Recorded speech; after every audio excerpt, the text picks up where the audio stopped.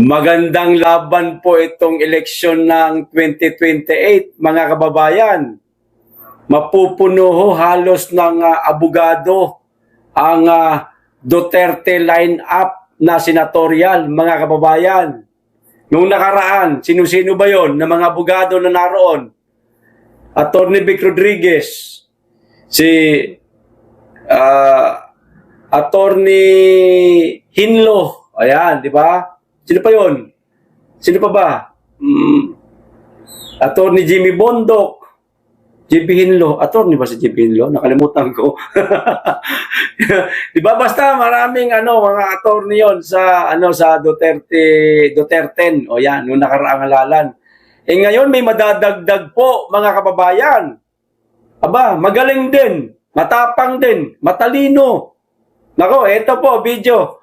Panoorin po natin. Mismong si BP Inday Sara po ang nagsabi, mga kababayan, na kasama na siya sa Duterte senatorial line-up sa 2028, mga kababayan. Maraming kakabahan talaga nito sa 2028. Nako, baka magmukhang tae ang senatorial line-up ni Bongbong Marcos, mga kababayan.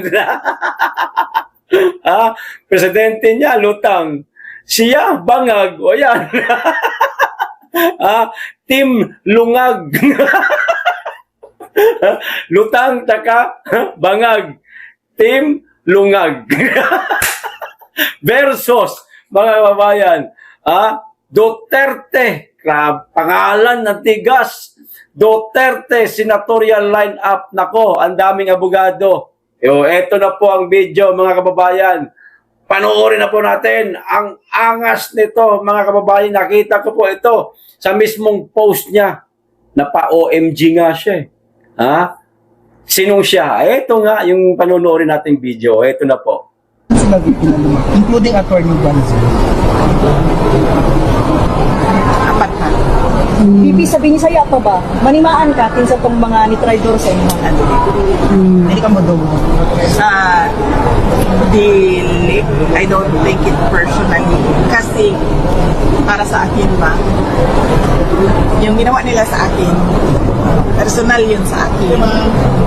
So, bilang isang politician, natural na ganun ang gagawin sa iyo.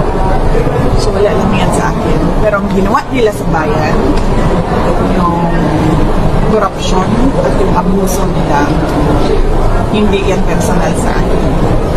So, hindi natin yan palalampasin. Ayan.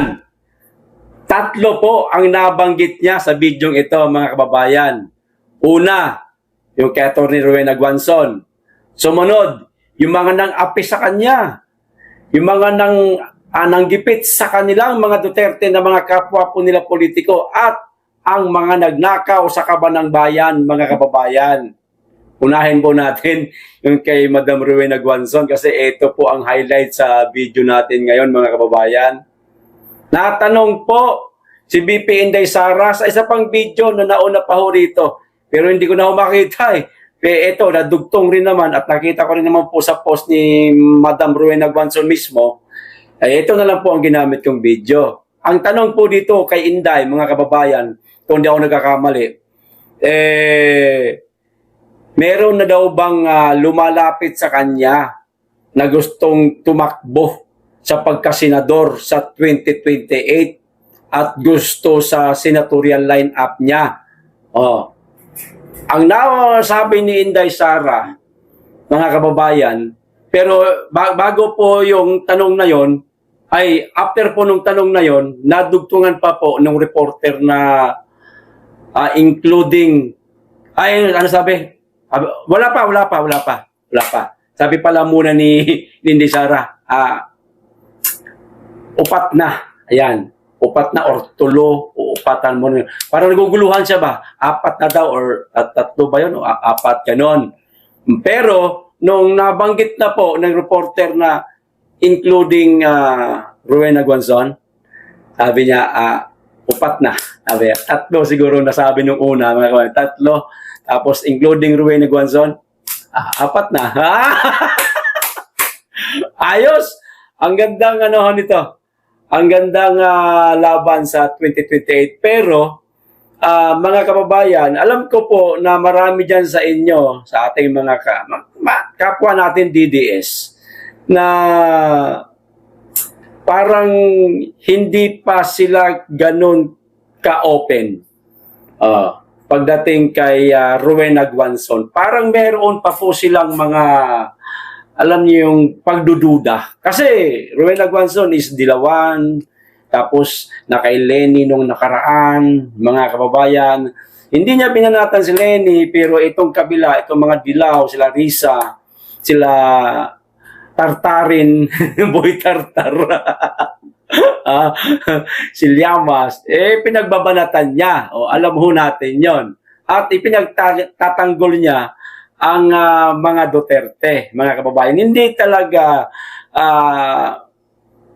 talaga siya maka Duterte, pero sa nakita niya o nakita ni Rowena Guanzon na ginagawa ng mga Duterte, pamamalakad, mapasa local government hanggang sa nasyonal, matino.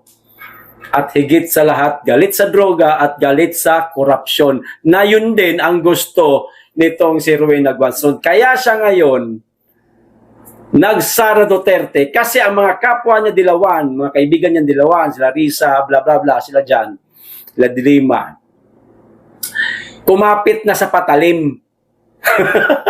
Di ba? Meron na rin silang mga insertion involved sa mga mali-maleta.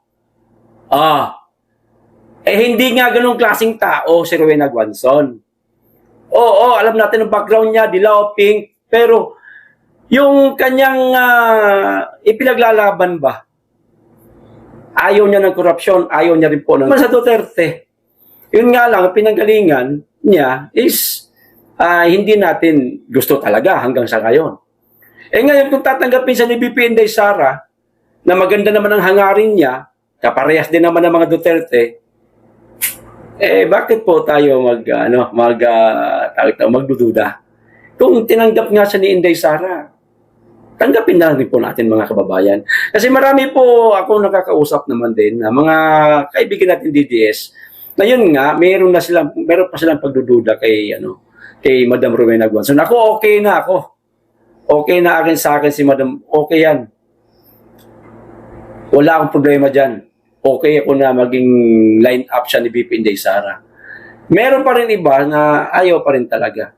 Tulad nung kanina, dahil nga 'di ba usap-usapan na di umano si GMA ay siyang di umano'y magiging vice presidente ni Inday Sara sa 2028. Meron namang nagsasabi si Marcoleta. Ngayong dalawa na yan yan ang usap-usapan niyan Maraming may gusto talaga di hamak kay Marcoleta. Merong may gusto kay GMA, pero yung iba, may maririnig kang comment na ayaw nila. Pero samantalang kay Marcoleta, wala tayong maririnig na comment na negative. Tanggap lahat ng buong DDS si Marcoleta. Ganun din po dito kay Rowena Guanzon. Hati. Yan. Pero kung yun na nga, kinakampanya ko na, alata, kasi, malapit na po ang 2028. Ngayon, kung makapag-desisyon na talaga ang ating BP Inday Sara at kukunin siya, mga kababayan, kasi yung mga sinabi ni Inday Sara, pwede pa magbago yan. Ngayon, kung talagang naroon na tayo sa punto na yan na, eto na opisyal, ay huwag na po nating pakawalan. Suportahan na lang po natin. Kasi sinuportahan nga ni Inday Sara na susuportahan natin lahat. Yung pa kayang sinuportahan ni Inday, ang hindi natin susuportahan, dan tayo malalaglag Imbis na solid tayo Maaring ganyan nga nangyari siguro ng 2025. Duterte, merong ayaw sa artista, kay Ipe. Di ba? Ano nangyari? Kahit lumusot man lang sana si Ipe, sigurado makikipagbardagulan niya sa Senado kahit alam nating hindi abogado. Mag-aala Robin Padilla yan. Diyan tayo nasisira. Yung unity, nandun tayo, Duterte tayo. Pero, pagdating dito sa baba, sa mga slate, doon tayo hindi nagkakaisa. Merong, tulad nung nakaraan, merong gustong iboto si Atty. Vic. Meron may iba naman ayaw. Eh bakit ganun? Ididiis nga tayo na mga slate na yan, suportahan natin lahat yan. Di ba? Ba't may ganun? Tumakbo sino pa ba? Sa Duterte, Pastor Apollo Kibuloy. Maraming may gusto, pero meron ding ayaw. Eh, bakit ganon, ho? Huwag na po natin uulitin yan. Ako, hindi po tayo uusad. Paano po tatakbo ang kotse kung kulang na isang gulong?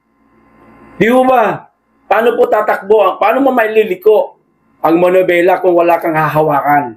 Yung bilog lang na yon, maililiko mo? Kailangan kompleto. Buo. Di ba?